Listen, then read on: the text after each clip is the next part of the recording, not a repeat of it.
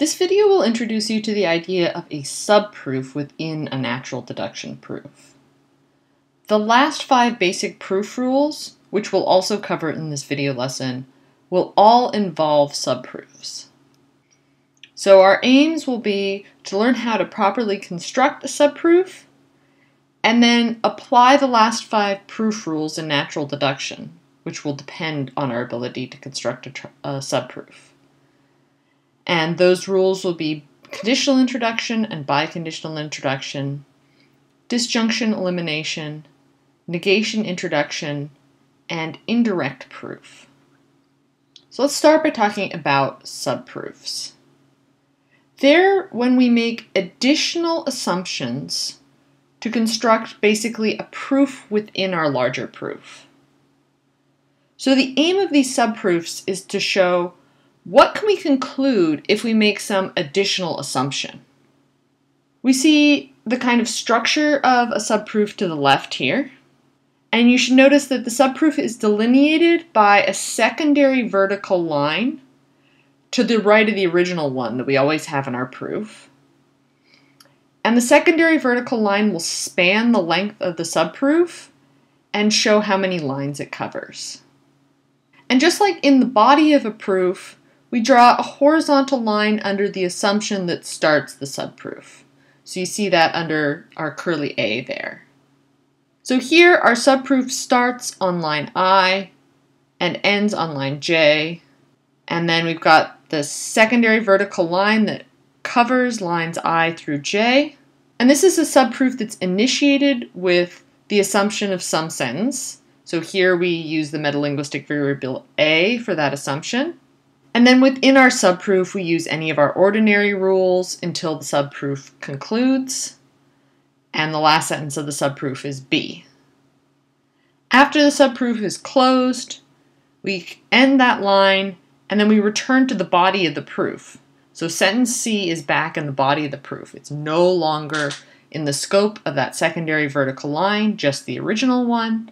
It's part of the main body of the proof. Where did the lines of the subproof come from? Well, to make the subproof useful, the assumptions that start it and the sentence we conclude from it are going to be governed by our proof rules, which we're going to look at in a minute. Within the subproof, we can generate each line by adding one using any of our proof rules, including ones that would require further subproofs. We can draw on previous lines outside the subproof. So it could be that the sentence labeled B is justified by the sentence labeled D in part.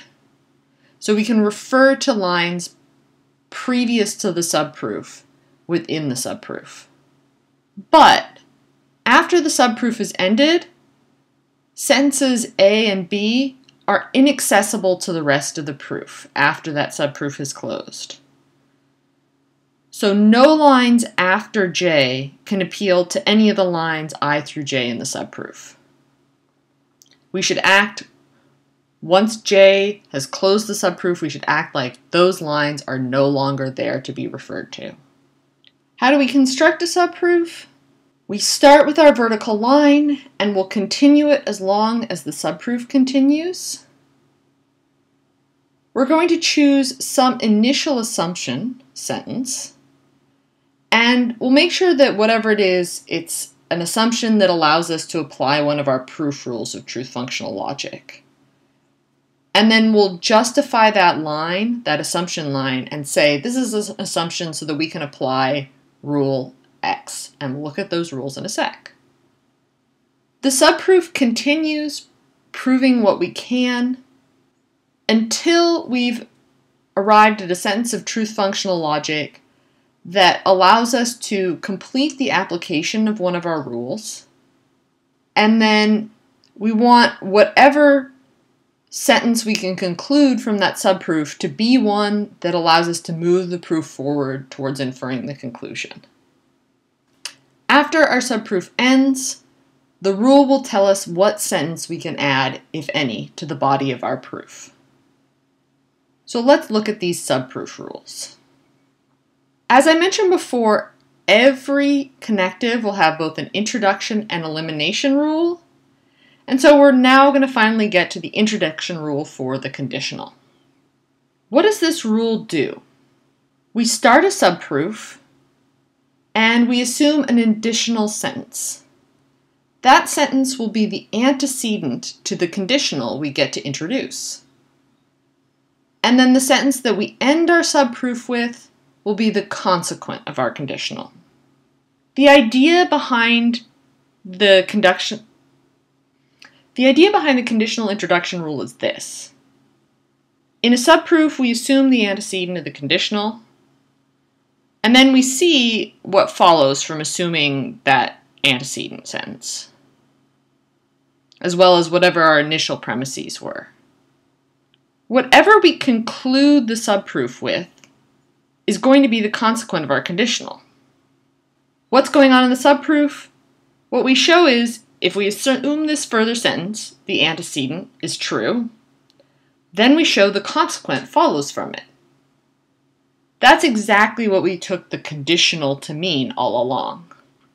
We can see that meaning reflected in this schematic on the left here. At line I, we start our subproof. I'm going to insist that when you start a subproof, you justify the first line of the subproof as an assumption for some rule. In this case, the rule is conditional introduction. So we see assumption abbreviated for conditional I, conditional introduction. That will make sure that when you introduce a subproof, you do so with a purpose in mind. Then you continue through your subproof applying some number of additional rules, not labeled here, we don't know what they might be. And that allows you to arrive at some final sentence in your subproof B. Whatever B is, that will be your consequent. We then call the subproof over, closed, and we may introduce if A, then B on the line after the subproof, in the body of the main proof. As long as we justify it with the rule for conditional introduction and the lines I through J that span the course of the subproof. Keep in mind that with this rule you can stop your subproof at any point after introducing your assumption, and the last sentence will be the consequent of a new conditional. But your goal in using this rule in your broader proof is to introduce some conditional that helps you prove the conclusion. So you have to kind of think ahead. What conditional, if I'm going to use conditional introduction, what conditional do I want to introduce to help me prove my conclusion? Now let's look at an example of the schematic. We see that to the right here. At line 5, the sentence T appears outside the subproof. That, in a full proof, that would have some justification. We don't see what precedes line 5, but something must justify the sentence T. At line 7, this proof introduces our conditional introduction subproof. So the assumption sentence is R, and it's labeled as an assumption for conditional proof. And under the assumption, we have the horizontal line that separates it from the rest of the subproof. Again, just as we did with the initial premises of the argument when we started constructing our proof. Within that subproof, we can draw on R or any preceding lines above 7 to generate any further lines in our subproof. So line 8, the sentence T, is gotten by applying the reiteration rule to line 5. That's a perfectly valid use of the reiteration rule within the subproof. After that, we ended our subproof and then introduced the conditional if R then T on line 9. That conditional has the first line of the subproof as its antecedent and the last line of the subproof as its consequent, because that's how conditional introduction works. and it's justified with lines 7 to 8, which were the lines that the subproof spanned. Again, I want to remind you from our introduction to how to properly construct and use subproofs, those lines 7 and 8, because they're within a scope of a subproof, can't be accessed or used in the rest of the proof. So lines 10 and on that don't involve this conditional introduction rule cannot appeal to the sentences within the subproof. Once we've introduced our conditional, by applying this rule, the subproof is done. We don't look at it again. Now that you have a flavor for how the subproofs work, we're going to look at our next subproof rule, biconditional introduction. Just as biconditional elimination very closely resembled conditional elimination, you'll see that there are similarities, strong similarities, between biconditional introduction and conditional introduction that we just looked at. Basically, biconditional introduction requires doing the same work as conditional introduction, except you do it twice. Remember that the biconditional is shorthand for the conjunction of both directions of a conditional, like if Q then P and if P then Q. That would be Q if and only if P. With that in mind, it should make sense that to introduce a biconditional, we're going to have to construct two subproofs, one for each direction of the conditional. And then we just switch which sentence serves as the antecedent and which serves as the consequent.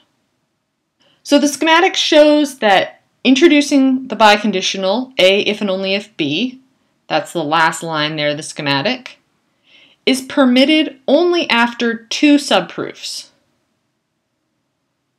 The first one assumes A and proves B. The second assumes B and proves A. Note that the first sentence of each of those two subproofs is marked as an assumption for biconditional introduction. So it's very clear why we're introducing these subproofs, and by marking them both as assumptions for biconditional introduction, we remind ourselves that these two subproofs are connected. Once we've proved each sentence, assuming the other, we add the biconditional to the main body of our proof. And we justify it by the abbreviated rule for biconditional introduction and the lines across which each of the subproofs spans. So we've got I to J for the first subproof and K to L for the second subproof. And then the example to the right is just a simple instance using sentences of truth functional logic. So we've got actual numbered lines, actual sentences of truth functional logic instead of metalinguistic variables. The subproof on lines 4 to 6 supports the direction if P then Q. The subproof on lines 8 to 11 supports the direction if Q then P. And since we've proved both directions of the biconditional, we get to add P if and only if Q on line 12 and justify it by the biconditional introduction rule and each of those subproofs.